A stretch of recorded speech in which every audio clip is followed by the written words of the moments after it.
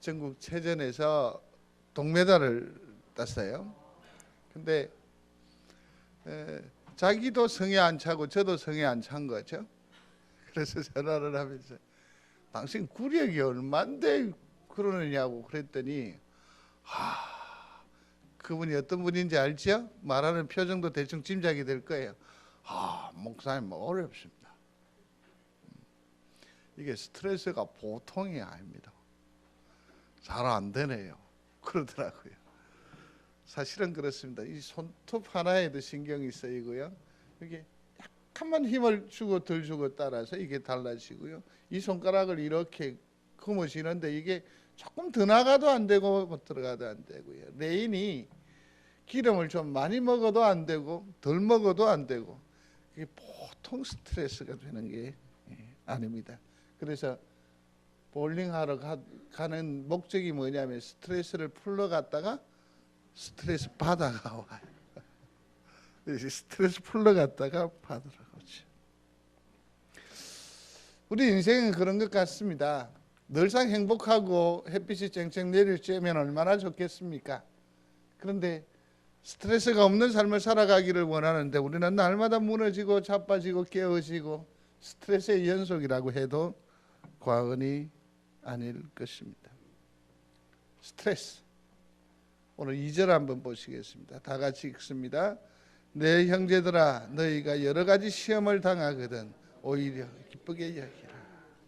여기서 여러 가지 시험이라는 말이 나와 있는데 이게 바로 스트레스입니다. 스트레스죠.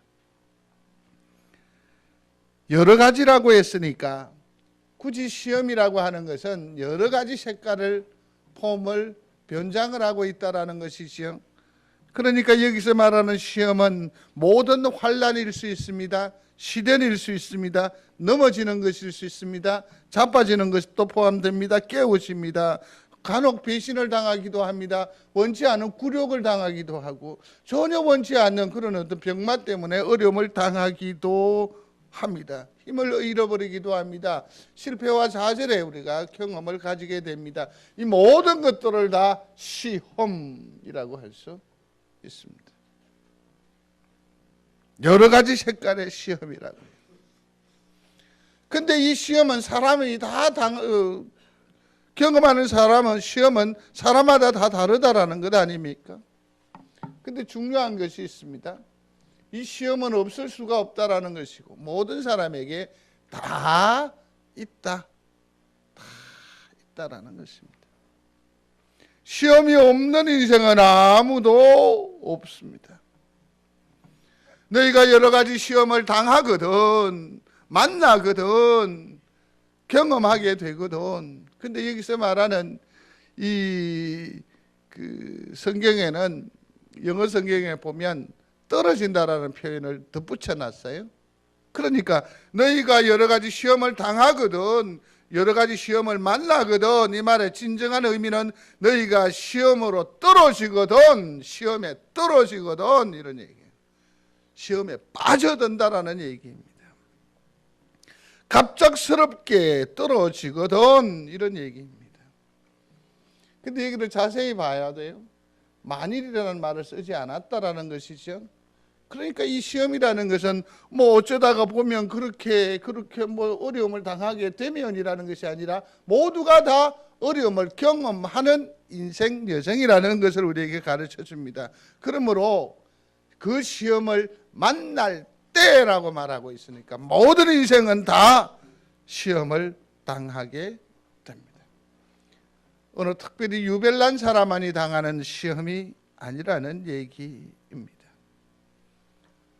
그러면 이 시험을 당할 때 우리는 어떻게 해야 하느냐? 이 엄청난 스트레스를 어떻게 감당할 수 있어야 하느냐 하는 것입니다. 뭐라고 말합니까? 온전히 기쁘게 여기라. 2절입니다. 같이 읽습니다. 내 형제들아 너희가 여러 가지 시험을 당하거든 온전히 기쁘게 여기라. 어떻게 그럴 수 있겠습니까? 어떻게 그럴 수 있겠습니까? 참 쉽지 않습니다.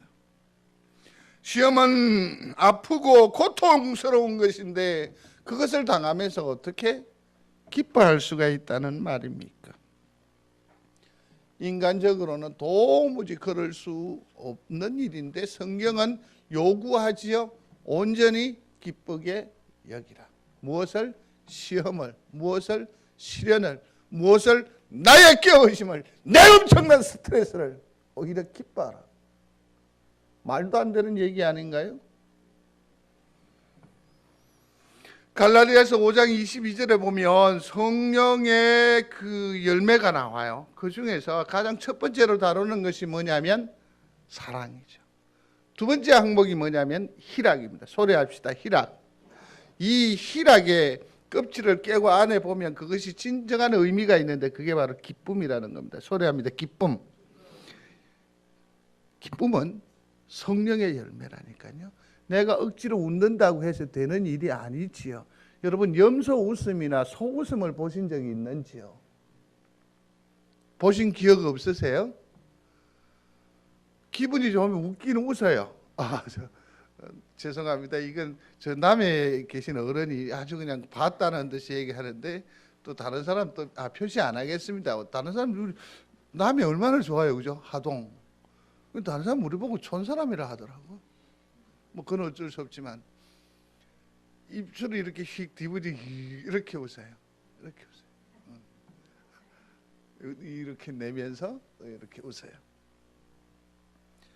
사람으로 인간으로 이 기쁨을 우리가 속내에서부터 스스로 창출해낼 수는 없습니다. 왜냐하면 이 진정한 기쁨은 진정한 평안은 무엇의 영역이냐면 성령의 영역이에요. 믿는 여러분들이 되시기를 바랍니다. 진정한 기쁨은 누가 주는 것? 성령이 주시는 것. 참으로 내 마음의 안정감을 누리기를 원한다고 한다면 장롱을 돌려놓는 것이 아니라 옷을 새롭게 갈아입는 것이 아니라 머리를 자르는 것이 아니라 성령으로 접근해야 돼요. 성령으로 문제 해결을 이루어야 돼요. 그래야 거기에 진정한 기쁨과 평안과 안정감을 누릴 수 있다라는 얘기입니다. 이를 믿는 여러분들이 되시기를 주의 이름으로 축원합니다. 로마서 5장 3절에 보면 환난 중에도 즐거워하나니, 두 번째 유익이 뭐냐면 즐거워한대요. 할 수 있대요. 성령의 사역인데, 왜냐하면 거기 뭐라고 말하느냐 하면 환난 중에도 즐거워하나니 환난은 인내를 낳고 인내는 연단을 낳고 연단은 소망을 이루게 할 줄을 알미라. 이것을 기쁨으로 잘 버티면, 견디면 어떤 소망을 마침내 내가 본다. 하나님께서 허락해 주신다. 그러므로 지금 지나치게 낭망하지 말고 기뻐하라. 낭망스러운 세월이지만 의미 있게 씩씩하게 믿음으로 감당하라는 얘기입니다. 이게 바로 시련의 때에 우리가 웃어야 하는 당면한 이유라고 할 수 있습니다. 그리고 가장 중요한 것은 하나님께서 이러한 와중에 기뻐하는 자를 하나님께서는 기뻐하신다라는 거죠. 로마서 5장 5절에 보면 이 소망이 부끄럽게 아니함은 우리에게 주신 성령으로 말미암아 우리 마음에 하나님의 사랑이 부음바 됨이니, 쉽게 말씀드리면 우리가 환난과 시련을 당할 때에 웃어요. 온전히 기쁘게 여기는 거죠. 그러면서 이 세월을 감당해요. 이것을 보고 하나님께서 사랑을 느끼는 거죠. 우리를 어떻게 봅니까? 좋아라 하신다. 기뻐하신다라는 것이죠. 자, 그러면 우리 모든 성도들도 시험을 당할 때에, 누구나 당할 수밖에 없는데, 웃는, 마지막에 웃는 그런 믿음의 열매가 있는 그런 성도가 되시기를 중심으로 소원합니다. 어떻게 웃을 수 있느냐, 어떻게 감당할 수 있느냐, 어떻게 견딜 수 있느냐 하는 것이죠. 그 뒤에 있는 그 허락한 어떤 소망, 그걸 우리가 미리 생각하면, 본다고 한다면 이길 수 있지 않을까요? 이길 수 있지 않을까요? 저는 짜장면 한 그릇 때문에 축구를 시작한 사람입니다. 그게 내 유일한 소망이었습니다. 그거 하면 짜장면 사준다고 그래서. 또 그거 하면 옥수수 빵 먹어보셨습니까? 학교 급식으로 주는 빵 말입니다. 물론 또 얘기하면 또 뭐 그러겠죠. 그 각으로 된 우유 먹어본 사람도 얘기하면 전 또 깨갱인데, 어쨌든 공을 차는 친구들은 이게 다 하나씩 줬는데 3개를 줬다니까요. 3개를 줬어요. 이게 내 소망이었어요. 그걸 먹기 위해서 공을 찼듯이 어떠한 나를 견디게 하고 버티게 하는 그 어떤 소망, 그게 뭔지를 한번 생각해 보자는 거죠. 3가지인데요. 놓치지 않았으면 좋겠습니다. 먼저는 우리를 믿음의 사람이 되게 한다는 사실입니다. 시험은, 스트레스는 우리를 믿음의 사람이 되게 한다. 믿으시면 아멘. 시험은 우리를 믿음의 사람이 되게 합니다. 3절 다시 읽겠습니다. 이는 너희 믿음의 시련이 인내를 만들어내는 줄 너희가 알미라. 2절에서 여러 가지 시험을 만나거든 그랬는데 이번에는 뭡니까? 시련이라고 했습니다. 시련. 시험이나 시련이나 환난이나 가난이나 또 우리의 연약함이나 무기력함이나 지금의 오늘의 내가 당하는 모든 낭패가 하나님과 상관이 있을까요? 없을까요? 있다고요? 그러면 하나님 책임이라는 거 아니에요? 하나님 때문이라는 얘기도 가능하잖아요? 얘기를 끝까지 안 하고 고개를 숙이시네요. 이 모든 것들이 내 생에 있어 유익이 되고 아름다움이 되려고 하면 여기에서 놓치지 말아야 할 것이 있어요. 그게 뭐냐면 오늘 본문에서 힌트를 얻으면 됩니다. 시련인데, 아픔인데, 무너짐인데, 깨어짐인데, 병듦인데, 연약함인데 그 앞에 수식어가 뭐로 붙었어요?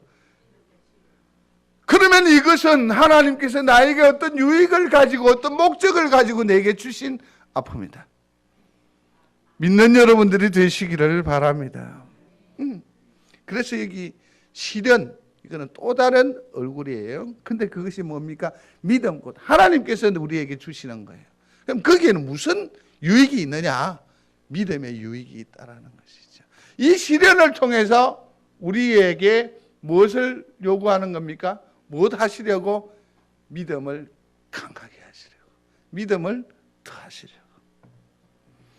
사실 이번 목요일에 시험을 치른다고 하는데 그 아이들에게 있어 시험이 즐거움이겠습니까? 혹시 여러분 시험이 즐겁고 기다려진 사람이 있습니까? 아마 아무도 없을 거예요. 피하고 싶은 것 아니겠습니까? 그렇지만 중요한 건 뭐냐면 시험은 그 사람의 실력을 향상시킵니다. 낫게 합니다.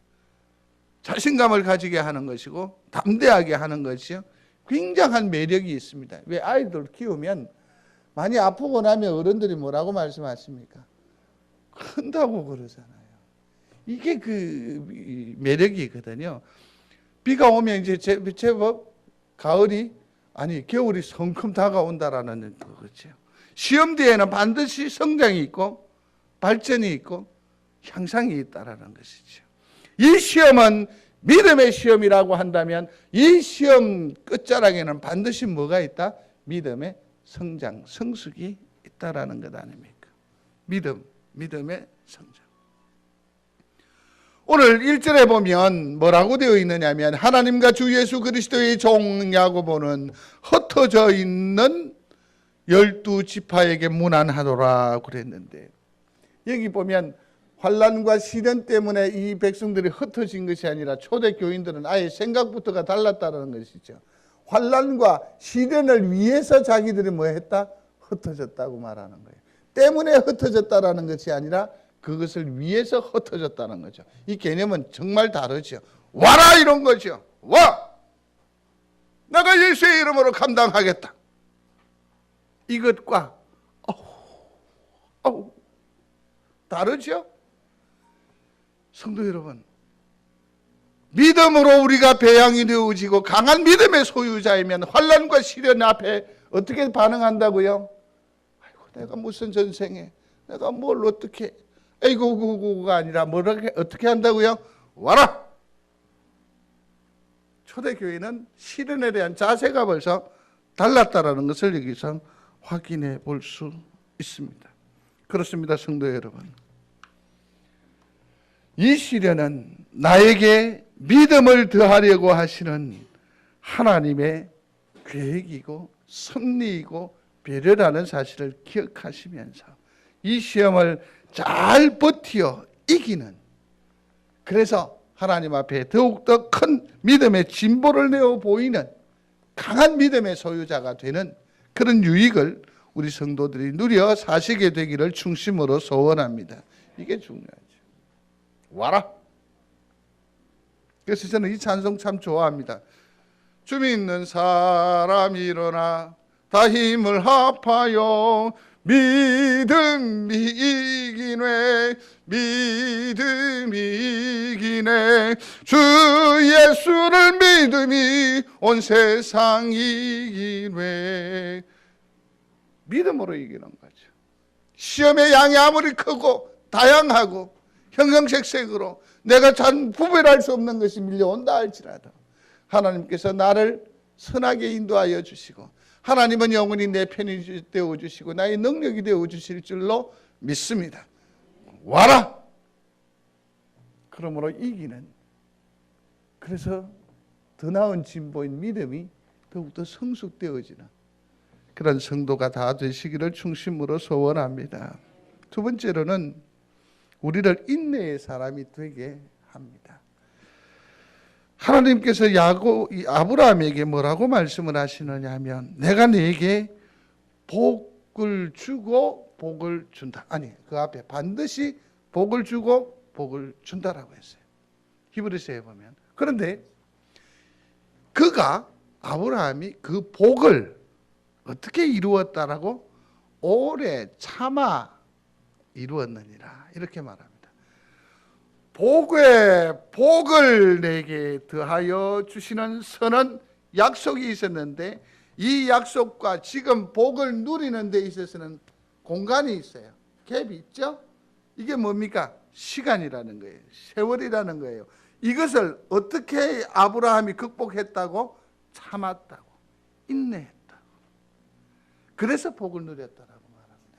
아브라함은 우리가 알고 있는 대로 그렇게 인내에 있어서 성공한 케이스는 아닙니다.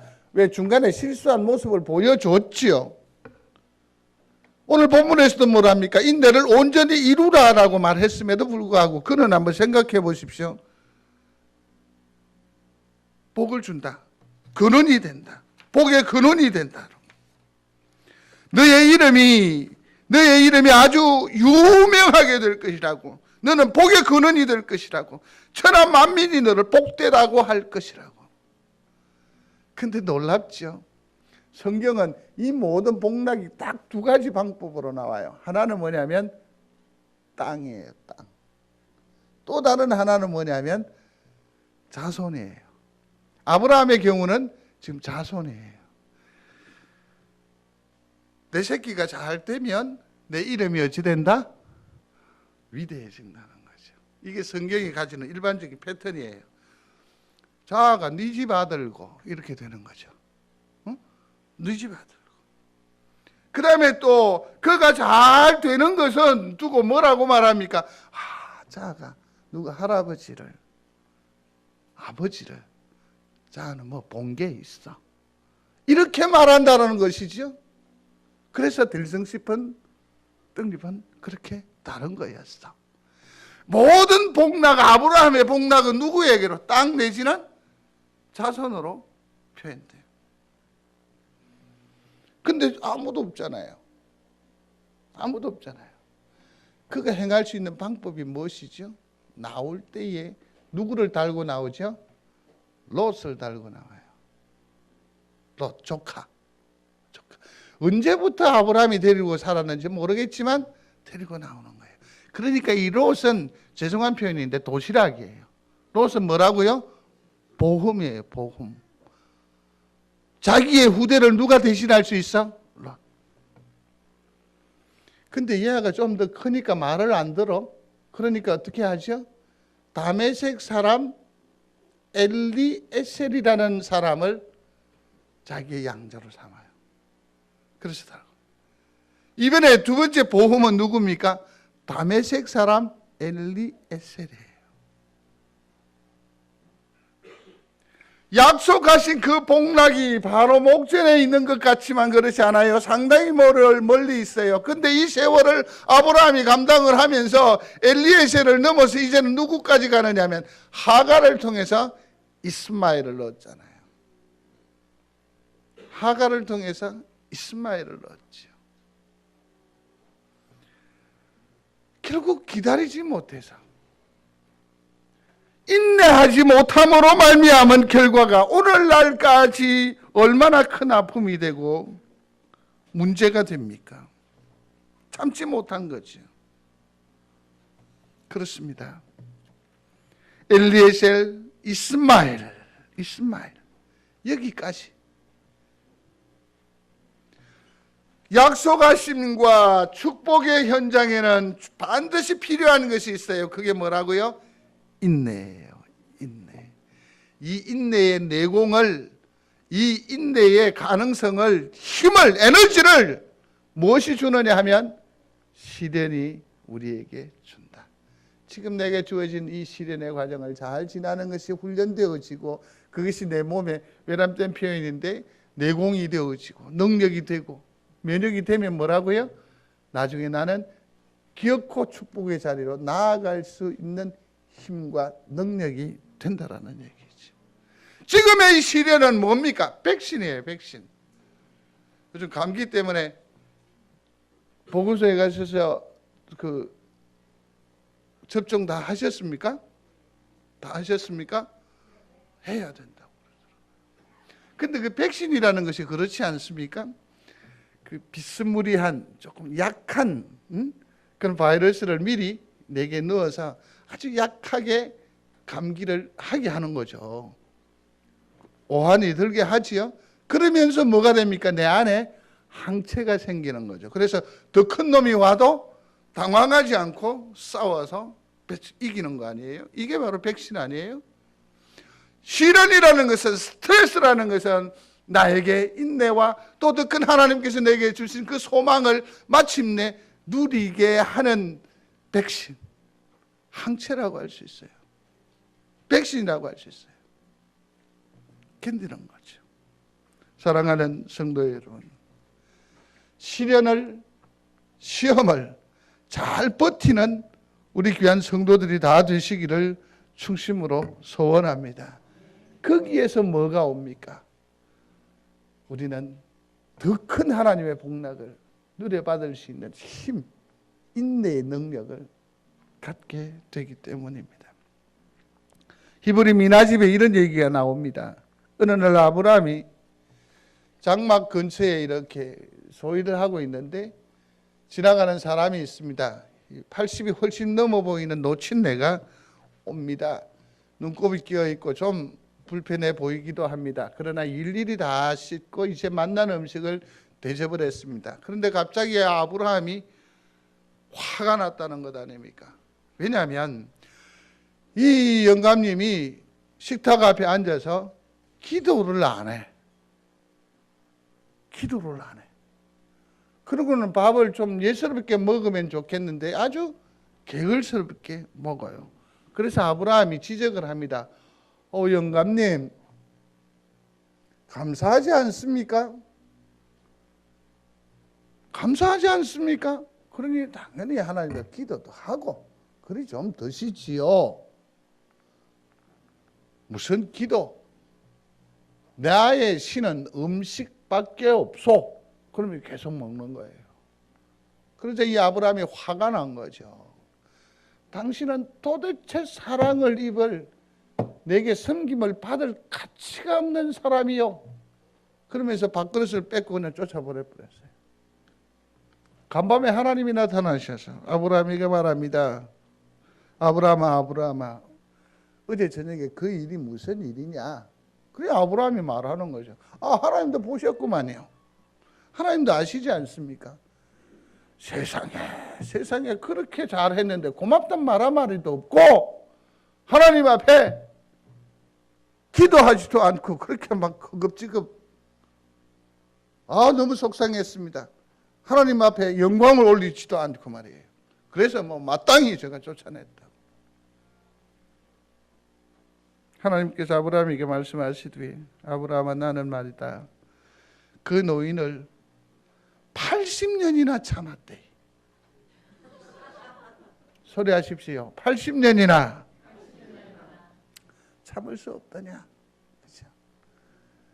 그 참음이를 통해서 얻을 수 있는 유익이 얼마나 많은지 여러분 상상을 한번 해보십시오. 상상을 해보십시오. 성문 형제, 엄마 아버지가 얼마나 많이 참아서 오늘의 당신인 줄 아는감? 대답 안 하는 거 보니까 모르는가 봐. 얼마나 많은 참음, 얼마나 많은 인내가 오늘의 우리의 부부의 관계고 형제 자매의 관계이고 성도와 우리와의 관계 아니겠습니까? 여러분들이 만일 목사에 대해서 참지 않았으면 벌써 길가에 나 앉았겠죠? 죄송합니다. 저도 그런 마음이 간혹 있기도 하거든요. 한두 사람이 그래. 다는 아니고. 그 인내, 그 열매를 바라보시면서 오늘도 잘 참아 이기는, 버텨내는 우리 귀한 성도들이 되시기를 바랍니다. 이게 바로 기쁨의 열매. 또 세 번째로는 우리를 지혜의 사람이 되게 하는 유익이 있습니다. 소리하겠습니다. 지혜의 사람. 근데 이 지혜가 어디에서부터 오느냐 하는 것이 참 중요한데요. 얘기를 좀 약해서 5절 한번 읽겠습니다. 너희 중에 누구든지 같이 합니다. 지혜가 부족하거든 모든 사람에게 후히 주시고 꾸짖지 아니하시는 하나님께 구하라. 그리하면 주시리라. 여기서 보면 그 지혜의 시험에 대해서 얘기를 하다가 갑자기 뭘 얘기합니까? 여기 누구든지 말하고 하는 이 지혜에 대해서 얘기를 하고 있습니다. 근데 그 어떤 양상이 뭡니까? 그 지혜를 어떻게 구할 수 있다? 구하라. 기도로서 구할 수 있는 거죠. 오늘 이 본문의 저자가 누구냐면 야고보입니다. 야고보가 누구입니까? 예수님과 형제입니다. 예수님께서 이 땅에서 첫 사역을 시작하실 한동안 야고보는 예수님을 인정했을까요? 안 했을까요? 믿지 않았다라고 복음서는 정확하게 기록하고 있습니다. 고발하고 있습니다. 그는 신뢰하지 않았습니다. 인정하려 하지 않았습니다. 그럼에도 불구하고 그는 지금 자기 자신을 뭐라고 표현하는지 자세히 들어보시기를 바랍니다. 1절인데요. 같이 읽어봅니다. 하나님과 주 예수 그리스도의 종 야고보는 흩어져 있는 12지파에게 문안하노라.